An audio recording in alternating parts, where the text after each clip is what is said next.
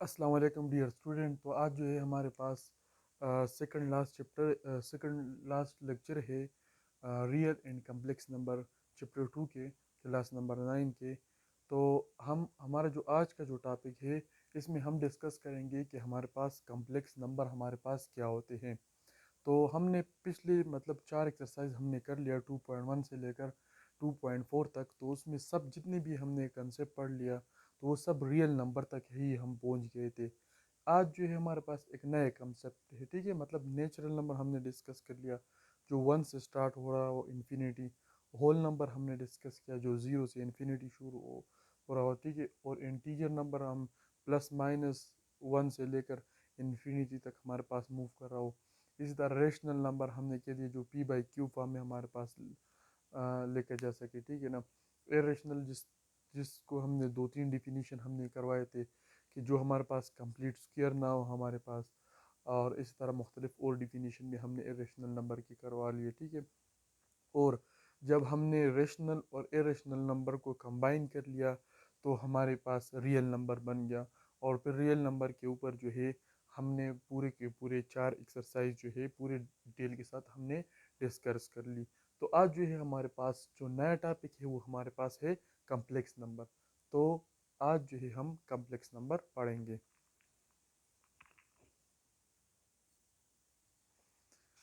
तो अब जो है हम कम्प्लेक्स नंबर ही डिस्कस करेंगे।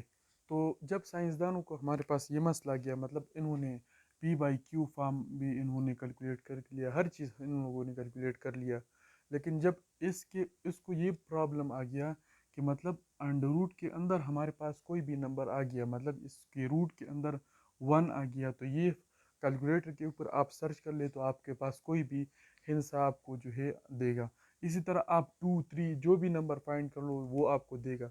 लेकिन जब स्क्वायर रूट के अंदर हमारे पास माइनस के साथ नंबर आ गया तो इस वक्त अगर आप कैलकुलेटर को देख ले और कैलकुलेटर को मतलब स्क्वायर रूट -1 सर्च कर ले तो आपको आपके कैलकुलेटर जो है वो एरर देगा, ठीक है ना। तो इस वक्त साइंसदानों के पास कोई भी हल नहीं था कि आया है हम इसको किस तरह सॉल्व करवा लें।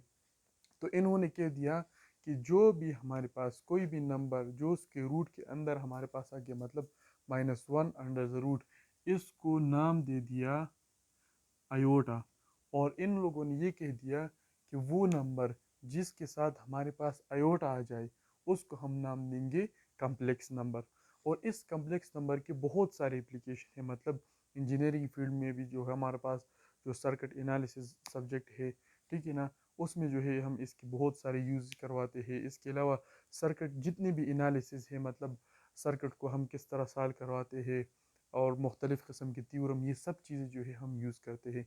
तो सिंपल हम कहेंगे कि वो नंबर जिसके अंदर हमारे पास आयोटा आ जाए तो उसको हम नाम देंगे कम्प्लेक्स नंबर। और इन्होंने कह दिया कि ये जो स्क्वायर रूट -1 है ये हमारे पास आयोटा के बराबर होगा। किसी भी जगह पे -1 स्क्वायर रूट आ गया तो वो हमारे पास बराबर होगा आयोटा की। और इसी तरह अगर आप दोनों साइड पे स्क्वायर ले लें तो आपके पास क्या आ जाएगा, -1 इस साइड पे भी स्क्वायर, इस साइड के भी ऊपर ये इसके साथ चला गया। तो आयोटा स्क्वायर जो है वो हमारे पास किसके बराबर आ गया, -1। आयोटा जो है स्क्वायर रूट ऑफ -1 के, और जो आयोटा स्क्वायर है ये हमारे पास -1 के बराबर हमारे पास आ गया, ठीक है ना। और इसी तरह आप 4 के ऊपर चले जाए ना, मतलब अगर हम इसकी आयोटा की पावर 4 लिख ले तो आयोटा की पावर 4 तक इसकी वैल्यू जाएंगे, उसके बाद इसकी वैल्यू जो है दोबारा रिपीट होंगे। तो यहाँ पर चूंकि इन दोनों की ज़रूरत है तो हम तीसरे चौथे के ऊपर चलते ही नहीं है, ठीक है ना। और इसी तरह हमारे पास मतलब ये जो 2 है ये अब भी रियल नंबर है, लेकिन हम अगर +4 आयोटा लिख ले तो ये जो आयोटा है ये इस रियल नंबर को जो है कम्प्लेक्स नंबर हमारे पास बना लिया। तो वो नंबर जिसके अंदर हमारे पास आयोटा आ जाए उसको हम कहेंगे कम्प्लेक्स नंबर। और ये जो पार्ट है ना, मतलब इसके दो हिस्से आ गए, ये जो पार्ट है इसको नाम दे दिया रियल पार्ट,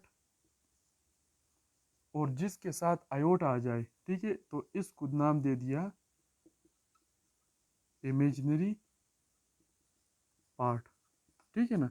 तो ये जिसके साथ आयोटा आ गया तो इन लोगों ने इसको नाम दे दिया इमेजिनरी पार्ट, और जिसके साथ आयोटा नहीं आया मतलब यहाँ पर सिर्फ टू है तो इसको नाम दे दिया रियल पार्ट। तो जब रियल और इमेजिनरी दोनों कंबाइन हो जाते हैं तो वो हमारे पास बना लेते हैं कॉम्प्लेक्स नंबर। तो ये था हमारे पास कॉम्प्लेक्स नंबर की कंसेप्ट।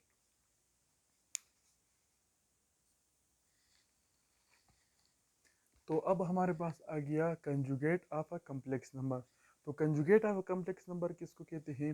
फॉर एग्जांपल हमारे पास कोई भी कॉम्प्लेक्स नंबर है, कॉम्प्लेक्स नंबर जिसमें हमारे पास आयोटा हो तो उसको हम नाम देंगे complex number. For example A plus B iota, ये हम जनरल लिख लिया। अब अगर हमारे पास कोई कहा जाए कि इसका कंजुगेट ले ले, तो इसका कंजुगेट लेने का मतलब ये तो क्वेश्चन आ गया। सबसे पहले इसका रिप्रेजेंटेशन ये है कि आप ए प्लस बी आयोटा के ऊपर ये बार लगाएंगे, इसको कहते हैं बार। तो जब इस नंबर के ऊपर बार आ गया तो मतलब इसकी हम कंजुगेट फाइंड करते हैं। तो इसके कंजुगेट को फाइंड करने का तरीका ये है कि जो आयोटा है, जिस नंबर के साथ आयोटा है मतलब जो पार्ट इमेजिनरी है उनके ये साइन को चेंज करना है। मतलब इसके कंजुगेट में लेता हूँ तो ये आ जाएगा ए माइनस बी आयोटा। अब इसी तरह इसके एक एग्जांपल कर लेते हैं। For example two plus three iota हमें दिया हुआ है, तो हम सिंपल इसका कंजुगेट लेते हैं ना, तो हम इसको लिखेंगे टू प्लस थ्री आयोटा, इसको कहती है बार, बी ए आर बार। ठीक है, ये इसका कंजुगेट आ गया। तो इसको हम किस तरह लिखेंगे? टू और ये जो इमेजिनरी पार्ट है इनकी साइन चेंज करेंगे, यहाँ पर प्लस है यहाँ पर माइनस थ्री आयोटा लगाएंगे, तो ये इसका कंजुगेट। इसी तरह एक और एग्जांपल मैं कर लेता हूँ। वो इस तरह है कि अगर मैंने लिख लिया माइनस थ्री आयोटा और प्लस फाइव मैंने लिख लिया। अब यहाँ पर बहुत सारे लोग गलती ये कर लेते हैं कि वो दूसरे नंबर के साथ जो साइन है उसको चेंज कर लेते हैं। तो दूसरे नंबर जो है इनका साइन नहीं चेंज करना है, जो आयोटा जो इमेजिनरी पार्ट है इनका साइन चेंज करना है। तो यहाँ पर इमेजिनरी पार्ट ये है जिसके साथ आयोटा हो, तो यहाँ पर माइनस थ्री आयोटा है। ठीक है, तो हम पहले इसको एक बार लिखेंगे बार के साथ, और जब हम इसकी कंजुगेट लेंगे तो ये माइनस थ्री आयोटा जो है ये प्लस थ्री आयोटा बन जाएगा और ये प्लस फाइव अपनी जगह पे। मतलब इमेजिनरी पार्ट की जो साइन है उसको हम चेंज करवाएंगे। उसके बाद हमारे पास आ गया equality of a complex number. Equality of complex number का ये है, मैं पहले जनरल समझा लेता हूँ। फॉर एग्जांपल दो कॉम्प्लेक्स नंबर है, सॉरी कॉम्प्लेक्स नंबर की जो रिप्रेजेंटेशन है ये मैं भूल गया था, इसको हम z से करवाते हैं। कॉम्प्लेक्स नंबर को हम z से रिप्रेजेंट करते हैं।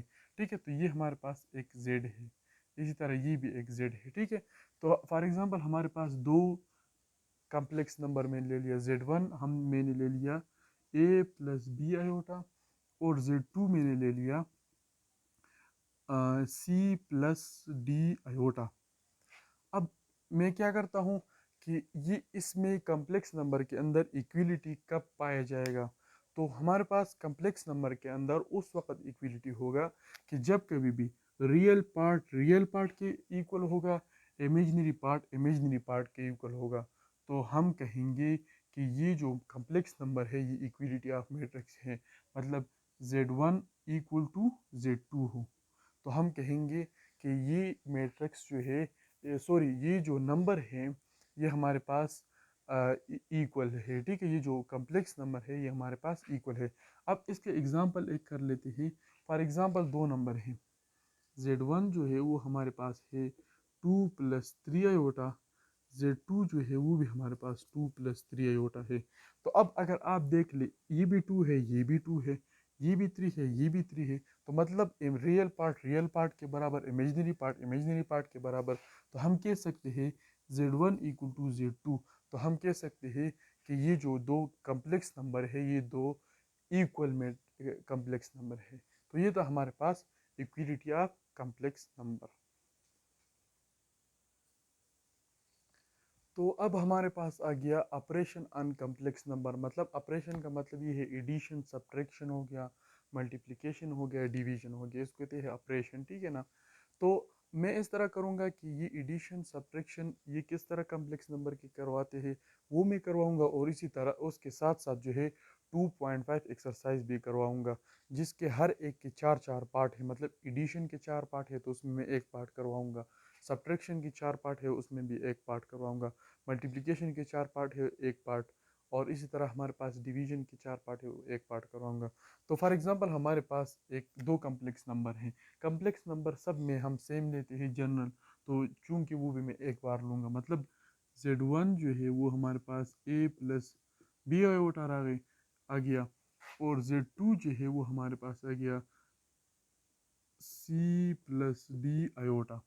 तो अगर हमें कहा जाए कि इसको एड अप कर ले तो इसके लिखने का तरीका ये है Z1 प्लस Z2, इसको एक बार लिखोगे, ठीक है, और इसी तरह c प्लस डी आयोटा को लिखोगे तो रियल पार्ट रियल के साथ एड अप हो जाएगा, a प्लस बी ये हो जाएगा, a plus C sorry a plus C, और दरम्यान में a प्लस, और b प्लस डी आ जाएगा। तो ये इसके साथ आयोटा है, इसके साथ आयोटा है, तो आयोटा बाहर कामन आ जाएगा। तो ये हमारे पास हो गया एडिशन ऑफ कॉम्प्लेक्स नंबर। अब इसी तरह सब्ट्रैक्शन में किस तरह होगा, ये इसी तरह Z1 हमने ले लिया, Z2 ले लिया, तो हम अगर लिखेंगे तो हम लिखेंगे Z1 माइनस Z2, ये लिख लिया। Z1 की वैल्यू क्या है, a प्लस बी आयोटा, और minus c plus D iota. तो ये वाला हमारे पास ऐसा ही आ जाए कि Z1 minus Z2 a plus B iota आ गया, और ये माइनस जब अंदर मल्टीप्लाई होगा तो minus C minus D iota आ जाएगा। तो अब रियल रियल पार्ट के साथ लिख ले a माइनस सी, ये लिख लिया ठीक है, और इसी तरह हमारे पास लिख लिया हमने ये दरम्यान में ये माइनस इसके साथ, तो हमारे पास आ गया प्लस यह क्या b माइनस डी, और आयोटा जो है इसमें कॉमन है तो ये हमने इधर लिख लिया, ठीक है। तो ये हमारे पास रहा एडिशन, और ये हमारे पास रहा सब्ट्रैक्शन। अब 2.5 में क्वेश्चन 1 जो है एडिशन के साथ है वो मैं इधर करवा लूँगा।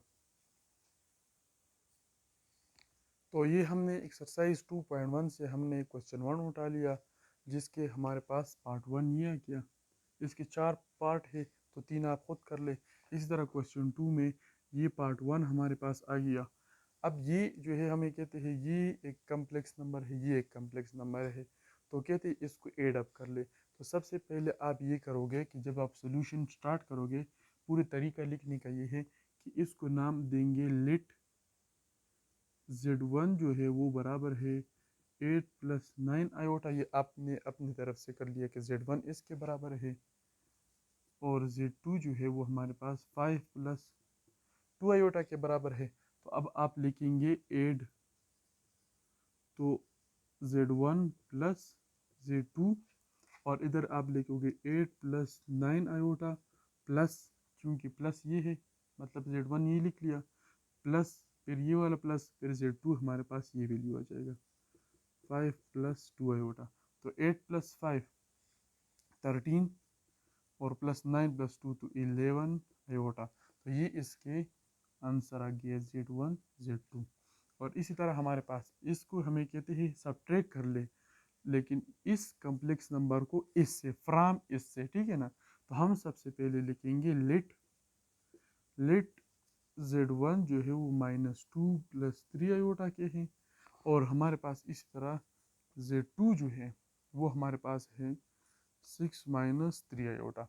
तो इसको सॉल्व करने का दो तरीके हैं। एक ये है कि आप जिस तरतीब पे मैंने यहाँ पर लिख लिया इसी तरह आप जो है यहाँ पर लिख ले और सब्ट्रैक्ट कर ले तो सेम आंसर आएगा। और एक इस तरह है कि जिस तरह हम छोटे क्लास में करते हैं, अब 6 माइनस 3 आयोटा ये लिख ले और इसको इससे माइनस कर ले, -2 -3 आयोटा। तो ये माइनस है तो ये प्लस बन जाएगा। सब्ट्रैक्शन में हम जो कहते हैं जो दूसरा टर्म होते हैं उसके साइन चेंज करते हैं। यहाँ पर माइनस है तो ये प्लस बन जाएगा। तो इधर से हमारे पास आ जाएगी ये इसके साथ चला जाएगा, तो इधर हमारे पास आ जाएगा 0 आयोटा, और इधर हमारे पास आ जाएगा प्लस इधर हमारे पास आ जाएगा 8। तो 8 + 0 आयोटा इसके आंसर है। तो आज के लिए हमारे पास ये काफ़ी है। इंशाल्लाह नेक्स्ट लेक्चर में हम मल्टीप्लिकेशन और डिवीज़न करेंगे जो हमारे पास लास्ट लेक्चर होगा। ओके जी, अल्लाह हाफिज़।